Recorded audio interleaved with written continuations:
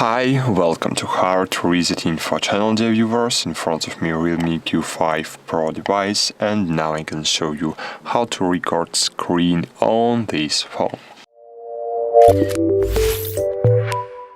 Firstly, into open control panel, then find here screen recording feature. If you have no screen recording feature on your control panel, just click on edit button, find screen recorder feature here, click and hold on it, then drag it to the upper part of your screen, and in this way you will see your screen recording feature on your control panel.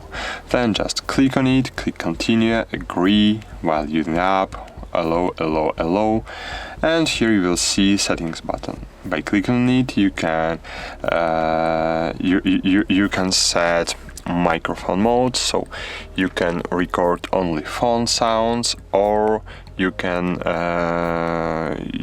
record microphone sounds too. So you can enable without microphone sounds, or with microphone sounds, or without system sounds, as you like. And then click on the red ball button, and now screen is recording. Then just click on this floating icon and click on the square button to stop screen recording.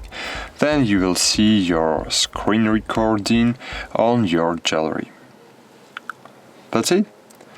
The screen is recording. Then that's it. Thanks for watching. Like this video, subscribe to our channel, and bye. See you.